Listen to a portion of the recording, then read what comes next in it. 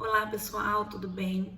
Hoje nós vamos dar continuidade à conversa que nós tivemos semana passada a respeito do estudo para concurso e a importância do seu vadimeco.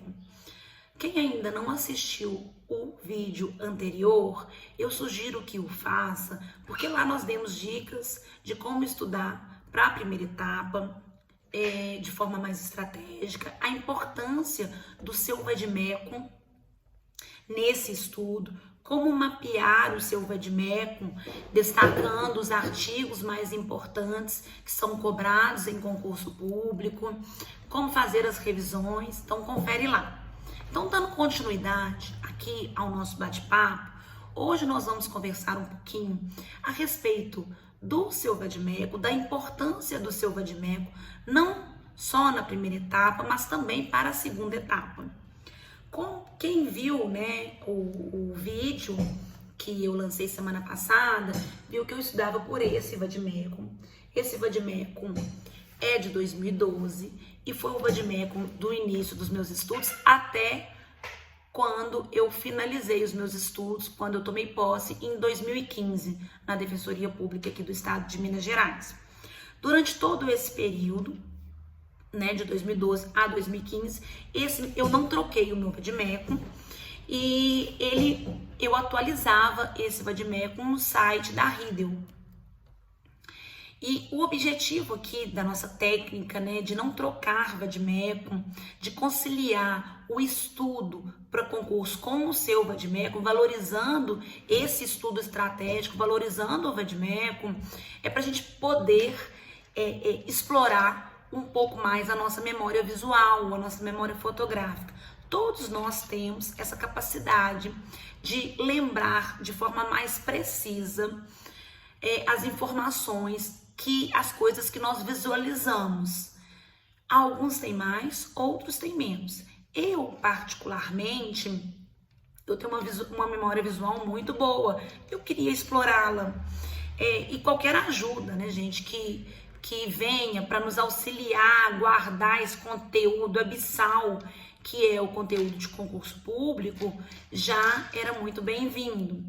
Eu, pelo fato de estudar por muito tempo com o mesmo vadimeco, eu passei a ter familiaridade com ele. Então eu sabia onde estavam os artigos, eu sabia que aquele conteúdo, às vezes eu não sabia qual que era o conteúdo, mas eu sabia que aquele artigo, ele estava ali no meio da coluna, na parte inferior.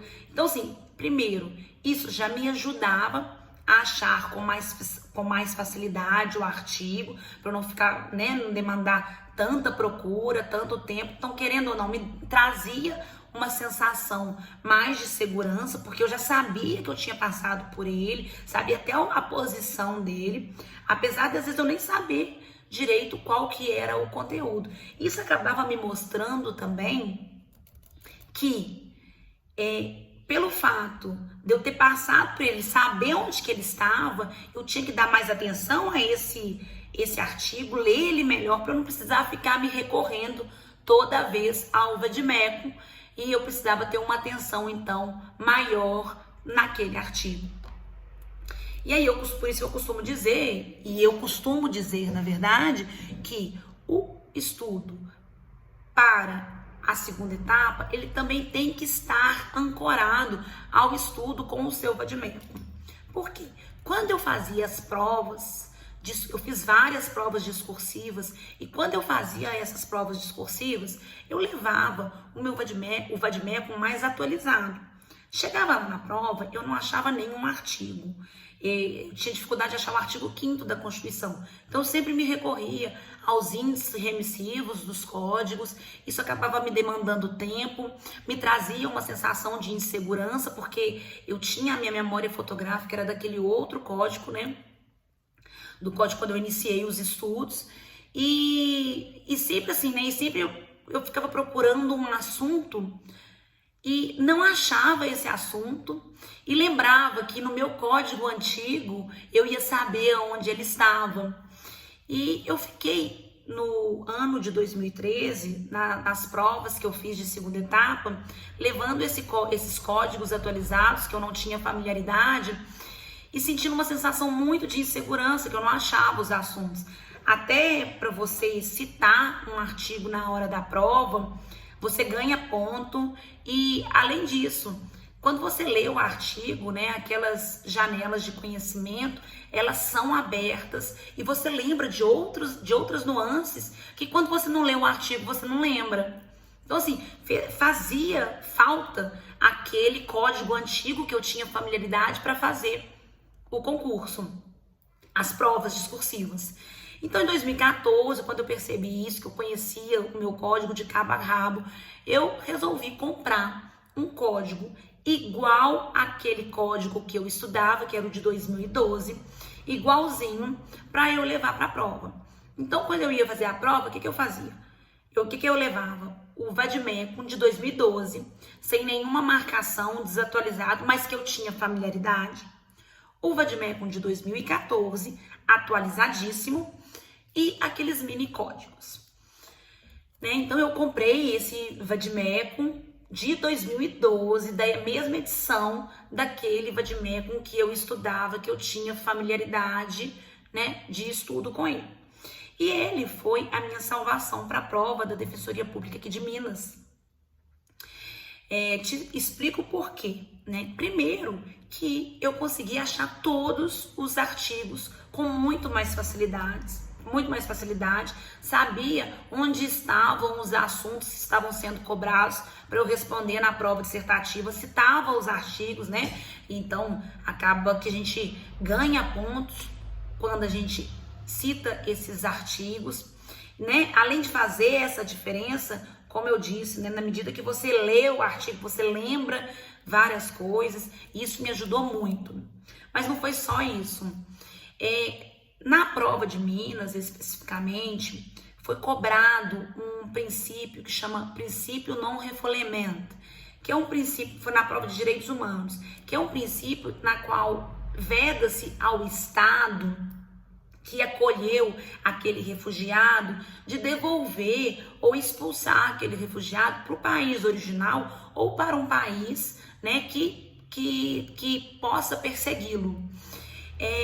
Eu não tinha ideia do que se tratava esse princípio e pensei em chutar inicialmente, falar, vou colocar qualquer coisa aqui para ver se eu ganhar algum ponto, colocar qualquer princípio, mas faltava ainda 1 hora para minha prova acabar e só faltava essa questão.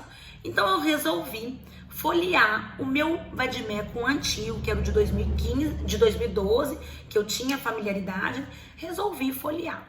Quando eu abri a Convenção Interamericana de Direitos Humanos, na hora me deu um estalo, eu lembrei na hora de uma fichinha que eu tinha elaborado, que eu tinha escrito, eu tinha resolvido uma questão no concurso e cobrou-se esse princípio. E eu lembrei que eu tinha feito uma fichinha desse princípio explicando o que era. Apesar, né, da fichinha não estar lá no Vadmecum, por óbvio, né, porque não pode ter nenhuma marcação, muito menos escrito, eu lembrei dessa fichinha. E eu lembrei que significava alguma coisa a respeito de refugiado. E aí eu fui lá no minicódigo, porque no Vadmecum da Riedel, as leis de direitos humanos são poucas, então eu fui lá no minicódigo na lei de refugiados. Quando eu comecei a ler a lei, aí eu lembrei do que se tratava e escrevi, acertei a questão. E essa questão foi a diferença de eu passar ou não no concurso. Se eu tivesse errado essa questão, eu não teria passado para a próxima fase do concurso, que era para a prova oral. Então, quer dizer, né, esse método que eu utilizei tanto para a primeira etapa, e aí quem tiver interesse vai lá assistir o vídeo, tanto para a segunda etapa, me ajudou demais a passar no concurso público. Eu espero que vocês tenham gostado, tenham ajudado de alguma forma e até a próxima. Um abraço a todos, bons estudos a todos e a todas.